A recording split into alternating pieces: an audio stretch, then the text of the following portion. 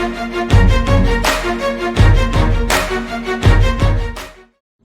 بن اسلم نے خبر دی، انہیں ایاز بن عبداللہ بن ابی سرح نے، انہیں ابو سعید خدری رضی اللہ عنہ نے۔ آپ نے کہا کہ نبی کریم صلی اللہ علیہ وسلم عید الفطر اور عید الاضحیٰ کے دن مدینے کے باہر عیدگاہ تشریف لے جاتے تو سب سے پہلے آپ نماز پڑھاتے۔ نماز سے فارغ ہو کر آپ صلی اللہ علیہ وسلم لوگوں کے سامنے کھڑے ہوتے، تمام لوگ اپنی صفوں میں بیٹھے رہتے۔ آپ صلی اللہ علیہ وسلم انہیں واعظ و نصیحت فرماتے، اچھی باتوں کا حکم دیتے۔ اگر جہاد کے لیے کہیں لشکر بھیجنے کا ارادہ ہوتا تو اس کو الگ کرتے، کسی اور بات کا حکم دینا ہوتا تو وہ حکم دیتے۔ اس کے بعد شہر کو واپس تشریف لاتے۔ ابو سعید خدری رضی اللہ عنہ نے بیان کیا کہ لوگ برابر اسی سنت پر قائم رہے، لیکن معاویہ کے زمانے میں مروان جو مدینے کا حاکم تھا، پھر میں اس کے ساتھ عید الفطر یا عید الاضحیٰ کی نماز کے لیے نکلا۔ ہم جب عیدگاہ پہنچے تو وہاں میں نے کثیر بن سلط کا بنا ہوا ایک ممبر دیکھا۔ جاتے ہی مروان نے چاہا کہ اس پر نماز سے پہلے خطبہ دینے کے لیے چڑھے، اس لیے میں نے ان کا دامن پکڑ کر کھینچا، اور لیکن وہ جھٹک کر اوپر چڑھ گیا اور نماز سے پہلے خطبہ دیا۔ میں نے اس سے کہا کہ واللہ تم نے نبی کریم صلی اللہ علیہ وسلم کی سنت کو بدل دیا۔ مروان نے کہا کہ اے ابو سعید، اب وہ زمانہ گزر گیا جس کو تم جانتے ہو۔ ابو سعید نے کہا بخدا میں جس زمانے کو جانتا ہوں اس زمانے سے بہتر ہے جو میں نہیں جانتا۔ مروان نے کہا کہ ہمارے دور میں لوگ نماز کے بعد نہیں بیٹھتے، اس لیے میں نے نماز سے پہلے خطبے کو کر دیا۔ صحیح بخاری حدیث نمبر 956۔ انس بن ایاز نے بیان کیا، انہوں نے عبید اللہ بن عمر سے بیان کیا، ان سے نافع نے، ان سے عبداللہ بن عمر رضی اللہ عنہ نے کہ رسول اللہ صلی اللہ علیہ وسلم عید الاضحیٰ یا عید الفطر کی نماز پہلے پڑھتے اور خطبہ نماز کے بعد دیتے تھے۔ صحیح بخاری حدیث نمبر 957۔ عطا بن ابی رباح نے جابر بن عبداللہ رضی اللہ عنہ سے خبر دی کہ آپ کو میں نے یہ کہتے ہوئے سنا کہ نبی کریم صلی اللہ علیہ وسلم عید الفطر کے دن عیدگاہ تشریف لے گئے اور پہلے نماز پڑھی پھر خطبہ سنایا۔ صحیح بخاری حدیث نمبر 958۔ عطا نے خبر دی کہ ابن عباس رضی اللہ عنہ نے ابن زبیر رضی اللہ عنہ کے پاس ایک شخص کو اس زمانے میں بھیجا جب شروع ان کی خلافت کا زمانہ تھا۔ آپ نے کہلایا کہ عید الفطر کی نماز کے لیے اذان نہیں دی جاتی تھی اور خطبہ نماز کے بعد ہوتا تھا۔ صحیح بخاری حدیث نمبر 959۔ عطا نے ابن عباس اور جابر بن عبداللہ رضی اللہ عنہ کے واسطے سے خبر دی کہ عید الفطر یا عید الاضحیٰ کی نماز کے لیے نبی کریم صلی اللہ علیہ وسلم اور خلفائے راشدین کے عہد میں اذان نہیں دی جاتی تھی۔ صحیح بخاری حدیث نمبر 960۔ جابر بن عبداللہ سے روایت ہے کہ عید کے دن نبی کریم صلی اللہ علیہ وسلم کھڑے ہوئے، پہلے آپ نے نماز پڑھی پھر خطبہ دیا۔ اس سے فارغ ہو کر آپ صلی اللہ علیہ وسلم عورتوں کی طرف گئے اور انہیں نصیحت کی۔ آپ صلی اللہ علیہ وسلم بلال رضی اللہ عنہ کے ہاتھ کا سہارا لیے ہوئے تھے اور بلال رضی اللہ عنہ نے اپنا کپڑا پھیلا رکھا تھا، عورتیں اس میں خیرات ڈال رہی تھیں۔ میں نے اس پر عطا سے پوچھا کہ کیا اس زمانے میں بھی آپ امام پر یہ حق سمجھتے ہیں کہ نماز سے فارغ ہونے کے بعد وہ عورتوں کے پاس آ کر انہیں نصیحت کرے؟ انہوں نے فرمایا کہ بے شک یہ ان پر حق ہے، اور سبب کیا جو وہ ایسا نہ کریں۔ صحیح بخاری حدیث نمبر 961۔ ابن جریح نے خبر دی، انہوں نے کہا مجھے حسن بن مسلم نے خبر دی، انہیں طاؤس نے، انہیں حضرت عبداللہ بن عباس رضی اللہ عنہ نے، آپ رضی اللہ عنہ نے فرمایا کہ میں عید کے دن نبی کریم صلی اللہ علیہ وسلم اور ابو بکر، عمر اور عثمان رضی اللہ عنہ سب کے ساتھ گیا ہوں۔ یہ لوگ پہلے نماز پڑھتے پھر خطبہ دیا کرتے تھے۔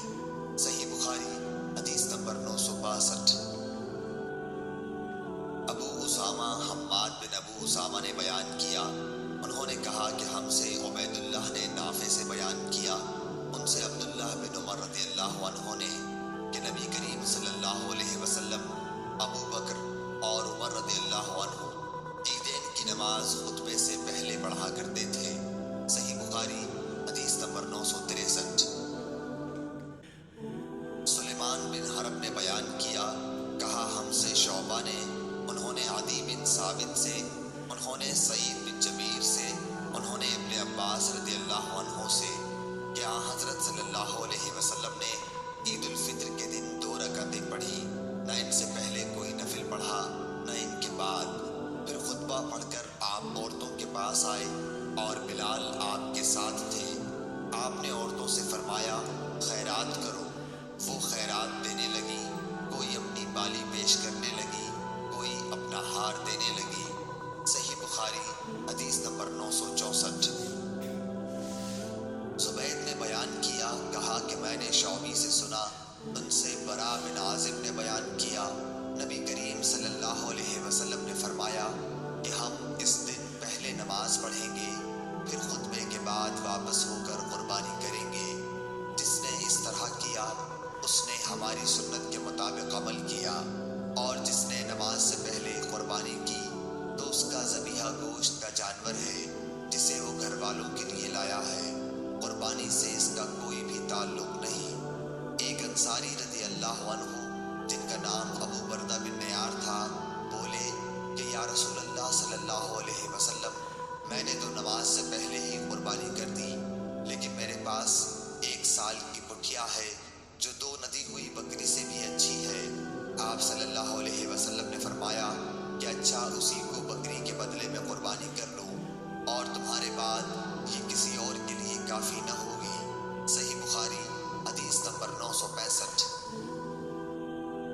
عبد الرحمن محاربی نے بیان کیا، کہا کہ ہم سے محمد بن سوقہ نے سعید بن جبیر سے بیان کیا، انہوں نے کہا کہ میں حج کے دن ابن عمر رضی اللہ عنہ کے ساتھ تھا جب نیزے کی یعنی آپ کے تلوے میں چبھ گئی، جس کی وجہ سے آپ کا پاؤں رکاب سے چپک گیا، تب میں نے اتر کر اسے نکالا۔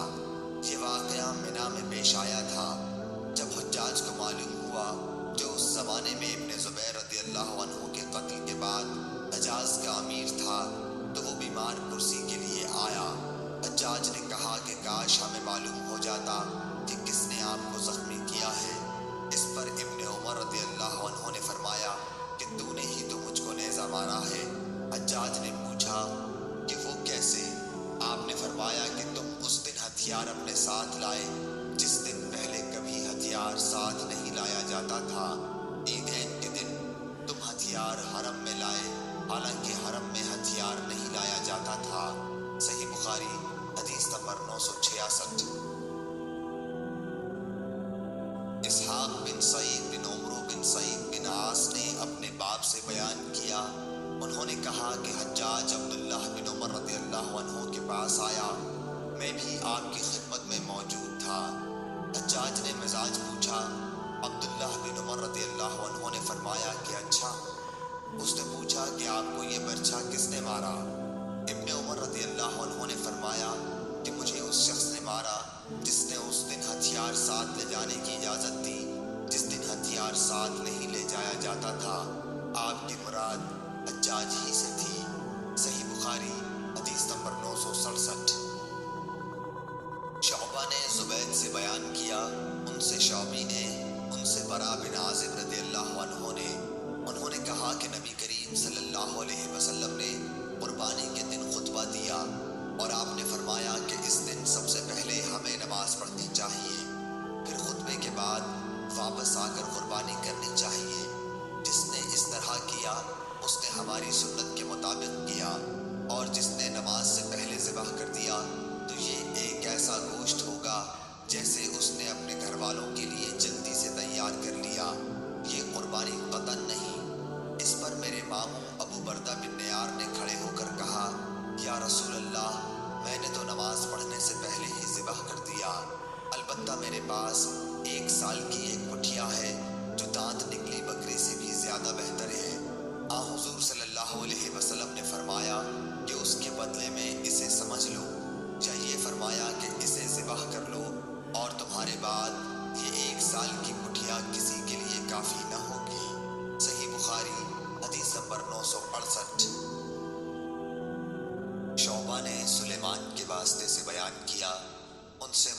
मुगीरतैन ने, उनसे सईद बिन जबीर ने, उनसे अब्दुल्लाह बिन अब्बास रज़ी अल्लाह अन्हु ने कि नबी करीम सल्लल्लाहु अलैहि वसल्लम ने फरमाया, इन दिनों के अमल से ज़्यादा किसी दिन के अमल में फजीलत नहीं।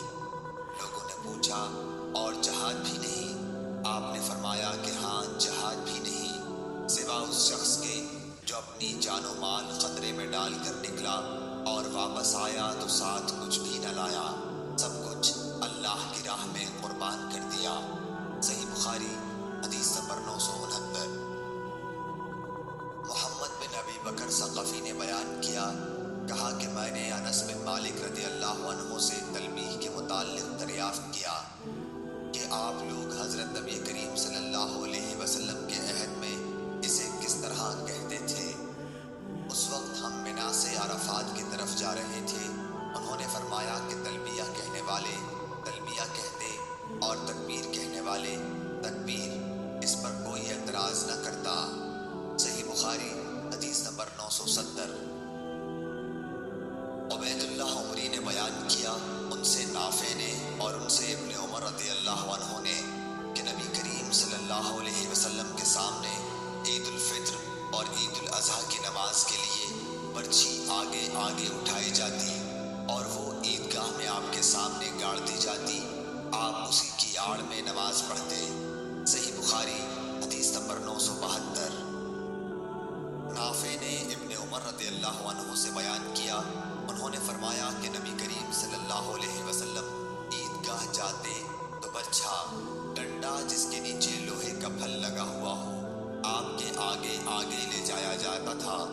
फिर ये ईदगाह में आप सल्लल्लाहु अलैहि वसल्लम के सामने गाड़ दिया जाता और आप सल्लल्लाहु अलैहि वसल्लम उसकी आड़ में नमाज पढ़ते। सही बुखारी हदीस नंबर 973।